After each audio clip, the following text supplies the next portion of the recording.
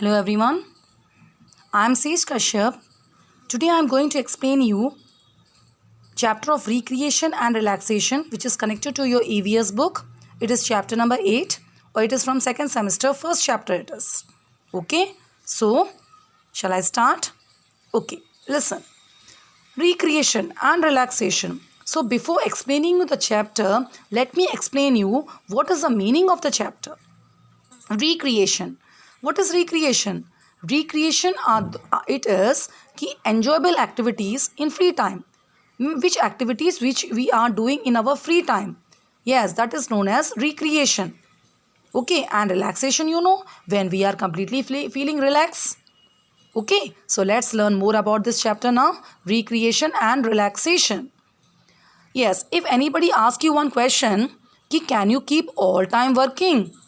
Means if I ask you ki from morning to evening you can just study, whole day you can study, so obviously what answer you will give to me? You will say no ma'am, from morning to evening how we can study? So the reason is that we can't do the work continuously, because if we will do, okay, we get bored and we get tired also, or we are just exhausted, means our energy is completely lost. So at that time, what we are doing? We used to refresh our mind. Yes, we used to recreate ourselves. And in that leisure time, means if we want to just recreate ourselves. So what? Some activities we are playing. Yes, some enjoyable activities which means we are playing to enjoy ourselves. Okay, to have some fun. So all of us need to have rest and fun. We have fun when we do things we enjoy. Okay, so this is called recreation. Okay, so recreation is that the enjoyable activities which we used to do in our free time. Like we can say examples I'm telling to you: listening music, painting, watching TV, any kind of knitting, or just coloring, drawing. All these are some kind of examples of recreation that we are doing in our leisure time when we are bored or when we are tired. Okay, so that by these recreation activities what happens, it refresh our mind. Yes, we feel completely fresh, so they give us new energy to go back to our work again. So if by these activities, means we get a new energy to do the work, and I think we can work more also after this. Okay, so understood what is recreation? Yes. Now sports, games also play a very important role in our lives. I think it is also one kind of a recreation. Yes, playing games regularly keeps our mind and body healthy. Why? When we play games, so I think our minds also get fresh and our even body also gets healthy. Not only sports, not only games, by exercises also, it refreshes our mind and it keeps our body fit and fine. So we have here in this chapter games. So games, we are dividing the games into two categories. One is indoor games and one is outdoor games. So let us only learn about indoor games. Yes, indoor games. What are indoor games? Indoor games are played inside a closed area like a house or a court. Yes, in means inside. Door means inside our house. Or these kind of games does not require so much space. We can sit in our own house and we can play. Like I think, are you playing cricket? Sorry, carom, chess, ludo, snake ladder, scramble, all this. So such type of games, I think such types of games are played inside our house without any disturbance. Okay, so see the pictures are given to you, very colorful pictures here. One is the picture of carom, next picture is chess, next picture is ludo, and next picture is snakes and ladder. So these are some kind of indoor games which we used to play by sitting in our closed area inside our house. Okay, understood? Yes. Now I am coming on the next point. Turn the page. Yes, that is outdoor games. Very interesting. Outdoor games. are played outside in the open air. Yes, outside. Out means outside the house, which require a lot of space. We required an open playground. Yes, like hockey, cricket, football, badminton, volleyball, basketball are example of outdoor games because these types of games require an open playground, a open space, and these games are not played inside our house. Okay, that's why these games are said to be outdoor games, which are played completely outside the house in the open playground. Is it clear? Yes. Now come on to next point, that is adventure sports.